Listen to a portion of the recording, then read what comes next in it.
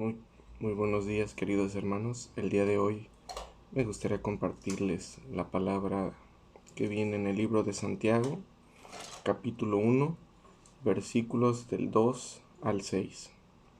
Dice así: Hermanos míos, tened por sumo gozo cuando os halléis en diversas pruebas, sabiendo que la prueba de vuestra fe produce paciencia. Mas tenga la paciencia su obra completa, para que seáis perfectos y cabales, sin que os falte cosa alguna. Y si alguno de vosotros tiene falta de sabiduría, pídala a Dios, el cual da a todos abundantemente y sin reproche, y le será dada.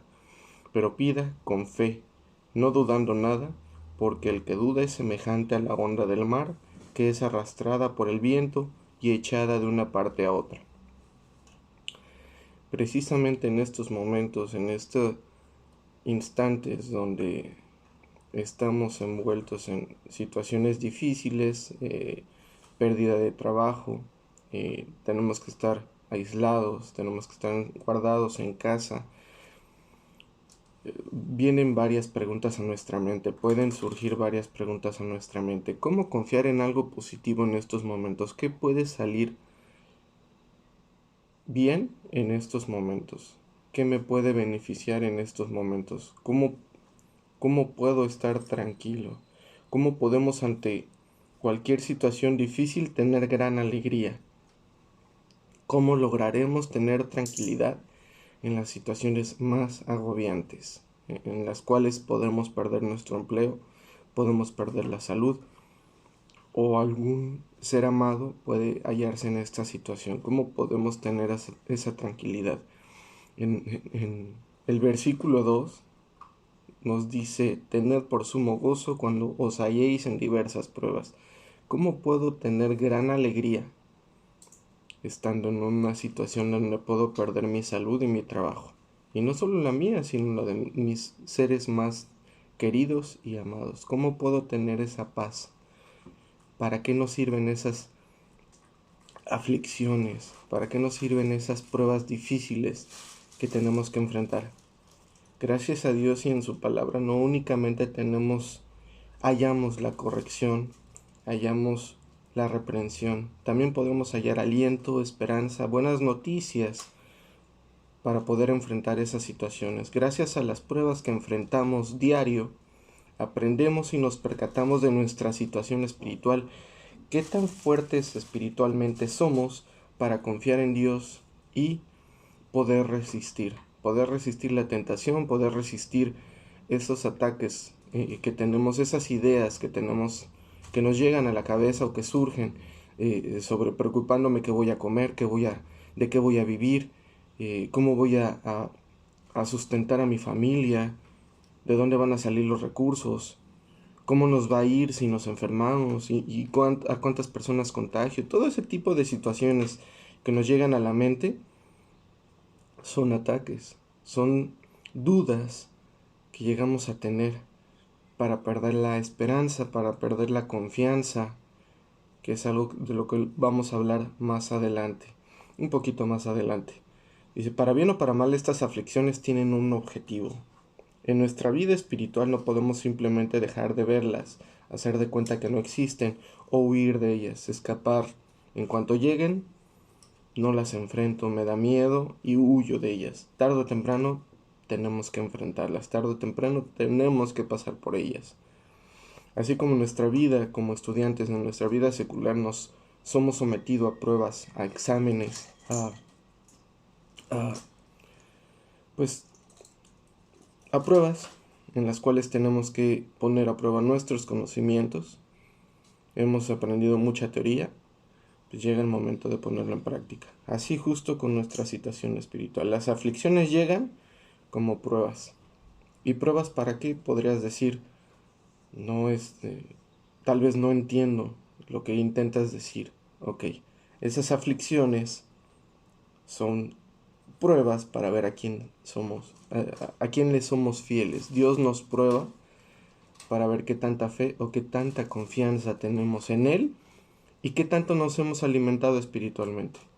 Definitivamente, si nosotros no nos alimentamos espiritualmente, si nosotros no leemos la Biblia, si nosotros no meditamos en la Biblia, si nosotros no tenemos comunión con Dios, no oramos, no hablamos con Él y no lo sabemos escuchar, difícilmente vamos a tener esa paciencia que menciona en Santiago. Dice, la fe produce paciencia. Esa paciencia, ¿para qué nos sirve? ¿Para qué necesitamos tener paciencia? ¿Para qué? Para no hacer las cosas a nuestra manera, para no actuar gracias a nuestra sabiduría, gracias a nuestro entendimiento, gracias a mi esfuerzo, para poder esperar en el Señor la respuesta de la cual me saque de ese problema, de esa aflicción. Pero debo confiar, debo tener fe. Aquí me gustaría esta parte dividirlo en dos. Santiago, del 2 al 4, dice: hermanos míos, tened por sumo gozo cuando habéis en diversas pruebas, sabiendo que la prueba de vuestra fe produce paciencia, mas tenga la paciencia su obra completa, para que seáis perfectos y cabales, sin que os falte cosa alguna. Esta palabra me gustaría hallarla como de aliento. El Señor me dice que debo estar tranquilo, el Señor me dice que debo hallar sumo gozo, que debo estar sumamente alegre, que debo hallar gran alegría en las diversas pruebas que yo enfrento en mi diario vivir, sea cristiano o no. El hecho de que yo sea cristiano y siga a Dios, siga a Jesús, no quiere decir que esto voy a estar exento de pruebas. Como dije, esas pruebas me ayudan a reafirmar en quién he confiado, a quién soy fiel. ¿Creo lo suficiente a Dios? ¿Aún dudo quién ha dado su vida por mí? ¿Quién tuvo que derramar su sangre gracias a mi pecado? ¿Aún dudo del amor de Dios? ¿Aún dudo que Dios pueda sustentarme, que pueda darme los recursos necesarios? ¿Aún tengo yo esas dudas? Si aún tengo esas dudas, esas pruebas son básicamente para confiar cada vez más en Dios. Obviamente si he pasado esa prueba, si no, tristemente es como un examen reprobado. No tengo la suficiente fe, la suficiente confianza y ni el suficiente alimento espiritual para poder tomarme de la mano de Dios y confiar en Él, poner mis cargas en Él. Dice su palabra, dice, pon tus cargas en mí, dice Cristo, dice Jesús. Si yo no encuentro esa paz es porque seguramente yo sigo cargando sigo con esas cargas encima, perdón. No las quiero ni sé cómo soltarlas. Para eso es la palabra, para que yo vaya a Dios y yo diga, Señor, yo no puedo con esto, haz algo tú, libérame, ayúdame. Él vino a liberarnos, a romper la esclavitud que teníamos con el pecado. Muchas veces tristemente no lo queremos aceptar así y queremos seguir nuestra vida como si nada pasara. Y viviremos una vida de derrota, una vida de fracasos, de dolorosos fracasos que no nos van a llevar a nada bueno, perdón. Y tristemente viviremos arrastrando la cobija. Gracias a la palabra de Dios nos damos cuenta que esas pruebas no se pueden resolver a nuestra voluntad, a nuestra paciencia, a nuestras fuerzas, nuestro conocimiento. Y es ahí donde doblamos la rodilla y decimos, Señor, tú eres el único soberano en mi vida. En esa primera parte yo reconozco quién es Dios. Con humildad me acerco a Dios, doblo mi rodilla y le digo, tú eres el que debe controlar mi vida, el que debe tener el control de absolutamente todo, porque yo no puedo. En esa primera parte, como les decía, de estos versículos, yo reconozco quién es Él, doblo mi rodilla y tengo una nueva forma de pensar. Yo no puedo, pero Cristo sí puede, Dios sí puede. Por eso debemos renovar nuestro entendimiento, dice Romanos 12:2. Nosotros debemos cambiar nuestra forma de pensar totalmente y decir, sí, efectivamente, yo no puedo porque soy pecador, porque no puedo con mi vida, pero hay alguien que sí me quiere ayudar. Hay alguien que me puede ayudar, no simplemente me quiere ayudar. Esto no es de buenas intenciones, sino de realmente poderlo llevar a cabo. Esa paciencia también nos permite tomar medidas para resolver la situación, confiar en Dios, acudir a Él y sobre todo esperar. Esperar que Dios actúe y no nosotros. Nuestra labor consistirá en mantenernos firmes, tener esperanza.